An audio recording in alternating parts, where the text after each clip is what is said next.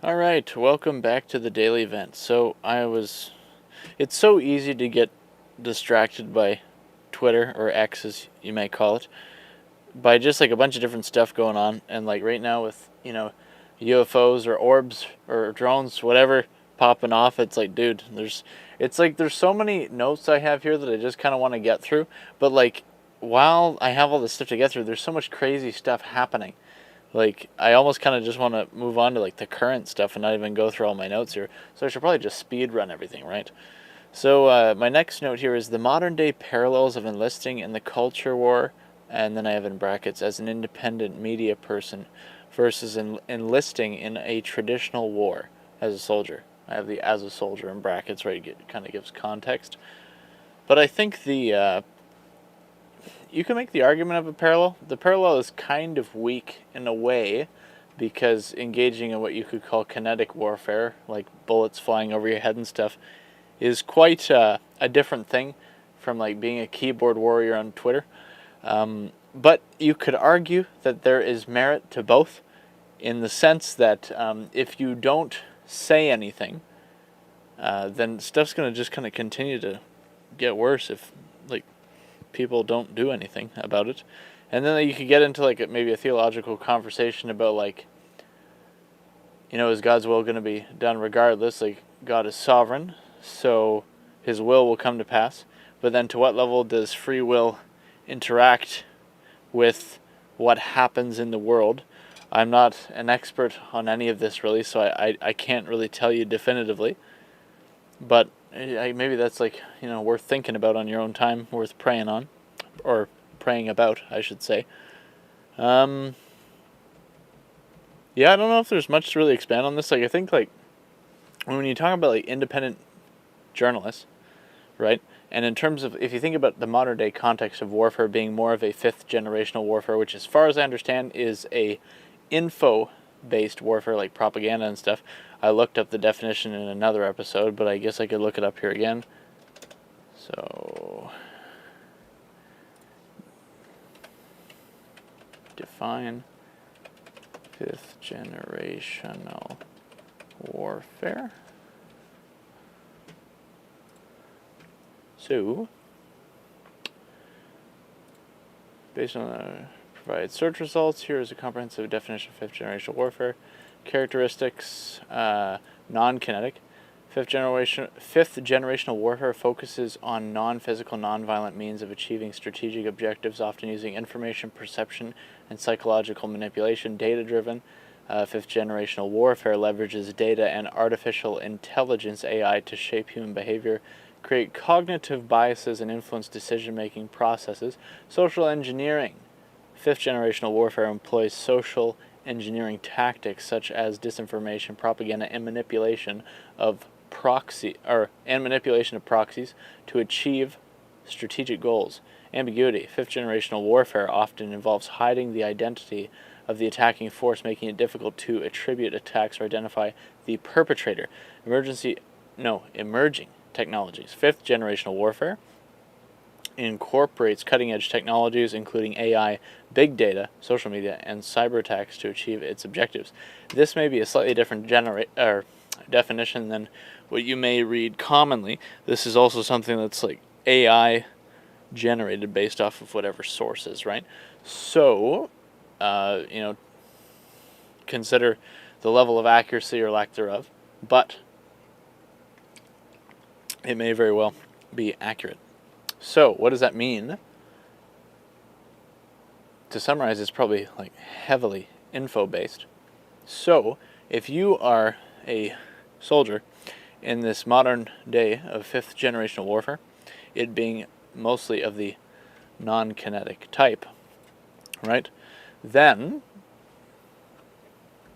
as soon as you stick your neck out or stick your head out, you might get like smacked down, right? Like, think about all the stuff that Candace Owens has, went through in like the last year or so, maybe more. Like, you could argue for longer than that if you're talking about like just all the different things that she's taken stands against over the course of her career.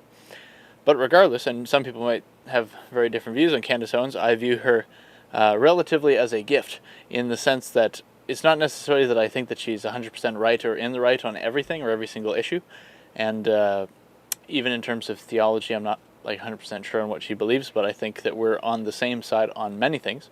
I digress. Is that what that word means? Because I keep saying that, but like, what does it mean? You got to define the terms.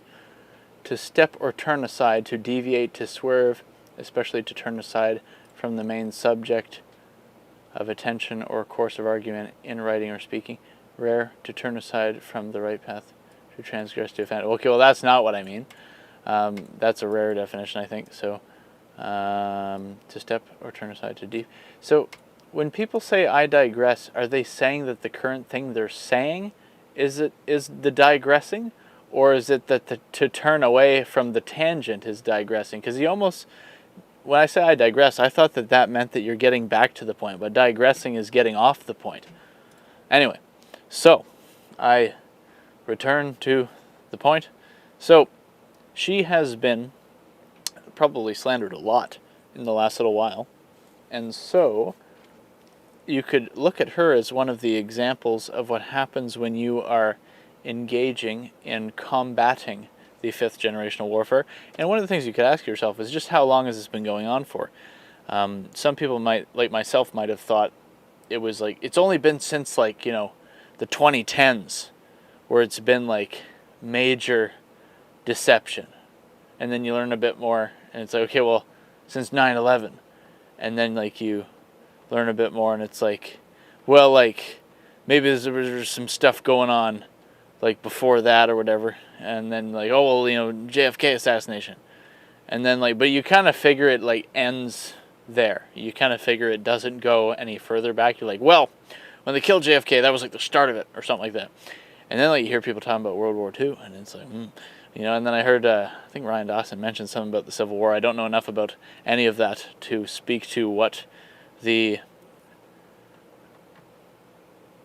how do I even summarize this? To speak to what the point of views are. Like, I don't know enough about it, really any of it. But it's like, we kind of like to, or at least me, maybe we section off periods of time, being like, okay, the deception that we're talking about being lied to, propaganda, whatever, that's like this period of time. When it's like, if we're going to, what I think it says in Proverbs, there's nothing new under the sun.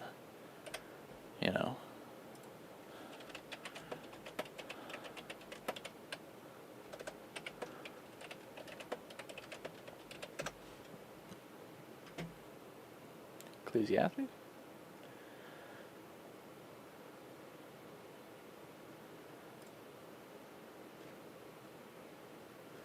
I don't really want to go to the AI summary.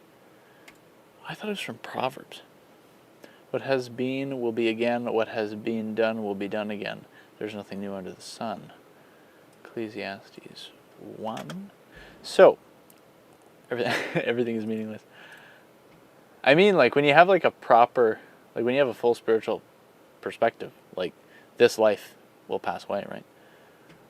The words of the teacher, son of David. Oh, for some reason I thought Ecclesiastes was in the New Testament. No, I think I was mixing it up with like something else. Everything is meaningless. The words of the teacher, son of David, king in Jerusalem. Meaningless, meaningless, says the teacher. Utterly meaningless. Everything is meaningless. What do people gain from all their labors, at which they toil under the sun? Generations come and generations go, but the earth remains forever. The sun rises and the sun sets, and hurries back to where it rises. The wind blows to the south, and turn.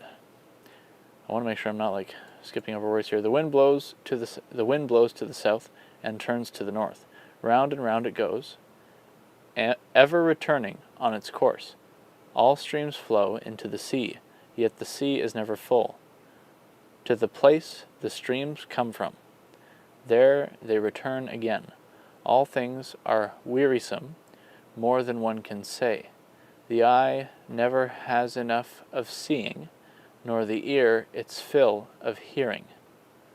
What has been will be again. What has been done will be done again. There is nothing new under the sun. Is there anything of which one can say, look, there is something new? It was here already long ago. It was here before our time. No one remembers the former generations, and even those yet to come will not be remembered by those who follow them. Wow. I don't even remember listening to this passage before. But it's interesting because that kind of speaks to our current age so much. Especially when people go on all this stuff about legacy. And this is one area where Alex Hormozi, I think, is kind of right. And it bums me out about Alex Hormozi is he was a Christian, or at least he said he was a Christian. Whether he was actually born again, I don't know. But he's no longer practicing Christian now, I believe, as far as I understand. And which just kind of bums me out, because I was glad when I was hearing him talk positively about God or talk in a kind of Christian belief perspective foundation kind of way. And he still, I think, speaks positively, at least sometimes, about Christianity. But I don't know that he I don't think he's born again, or I don't know if he's born again. I'll say it that way because only God knows, and maybe God's doing a work there, hopefully. But regardless, something that Alex has talked about. I'm losing my train of thought now. I've gone on these tangents. So Alex has talked about legacy, and he talked about how I think his great-great-grandfather, I could be wrong about which grandfather it was, he has lineage essentially that I think one of his family members in his lineage was, I don't know if he was the king of Iran or something like that.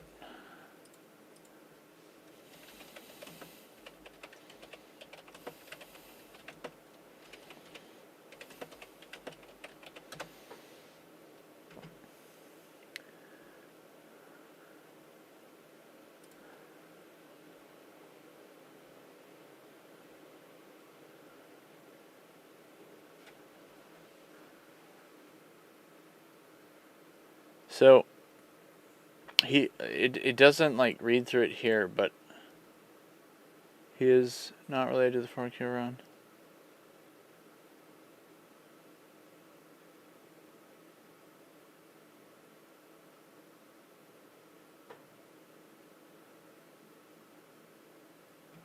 Okay. He talks about this in one of it. I guess the AIs don't have the information from his podcast, but he talks about it in one of his episodes of The Game with Alex Hormozi, where I think, unless I'm getting this wrong here, that there was a family member that was I think the king of Iran or something like that, a long time ago or a while ago, long enough ago, and essentially that nobody remembers that. Or something to that effect. If you just listen to Alex Hormozi's show, he'll probably mention it at some point. I think he's probably mentioned it multiple times. But I think the whole point of why he kind of brings that up is that essentially regardless, eventually nobody will remember you or something like that. Eventually people will forget. Aside from a few characters in history, most people tend to remember or tend to recognize the name, Caesar. Well, I guess technically it'd be Caesar Augustus, because Caesar, I think, was a title given to any ruler of Rome, I think, or any emperor of Rome, I think. I'm not an expert on this history or anything, just for the sake of conversation moving forward. And, people might remember certain names like Alexander the Great or Napoleon or George Washington, etc. And ultimately, when it comes to religious figures, whether you're talking about all the other religions in the world or ultimately the Lord Jesus, is a name that is remembered throughout time.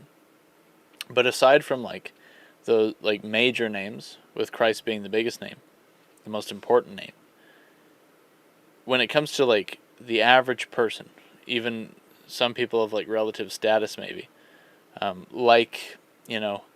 example, who remembers the 12th president of the United States or the 23rd president?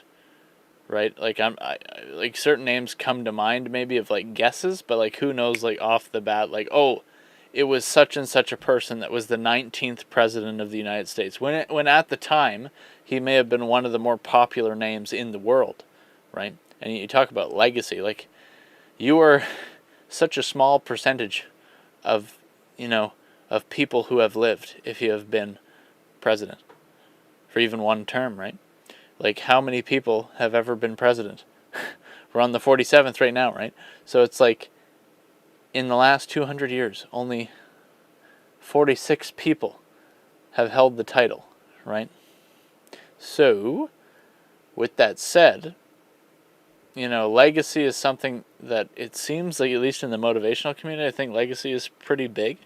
But, like, how many people will actually remember you several generations after your death? No matter how great you become. Again, there might be like a certain threshold that if you break that threshold, maybe they'll remember you. But even then, how long, right? Like, will George Washington be remembered 1,000 years into the future, if we make it that long? Stuff like that. Like, hold this in perspective. Like, what are you living for, right? So, quite a rabbit trail from the whole culture war, soldier, note. But yeah, what are you living for? And is it worth it? To get back to the original point here, is there parallels? Or like the modern day parallels there are, like in terms of like, you're going to enlist in the fight, so to speak. But at the same time, what are you fighting for? Who are you fighting for? What are you all about? Right? What are we all about? That's a good question. And is it worth it? So, do some internal thinking and reflection. Like, what do you believe and why do you believe it? Is it important to enlist? Like, similar to like when people enlist in the world wars, like, is it important to enlist in the fight? I think it comes down to like, what are you called to do in this life? What should you be doing in this life? And does it matter, right? Because you could go to a lot of different trains of thought on the, what's worth doing and why should you do it. But like something I said to somebody else after I made my video that I felt called by God to make, I think, like earlier this year. What I said to somebody after I had released it and we were talking about it, or he asked me about it or something like that, is I said, if everybody looks to somebody else to do something, then nobody does anything. Or I said something probably close to that. Because, like, if you're just kind of always like, yeah, this issue's pretty bad. Yeah, I don't really agree with it. It's bad. Look at all the bad stuff that's happening as a result of it. And then you just kind of like pass the buck to somebody else and you're like, okay, I hope somebody does something. And then you never do anything. And then if everybody thinks that, then does anyone ever do anything? So what are you supposed to do? I'll leave that there. I got to get moving on through these notes. But until next time,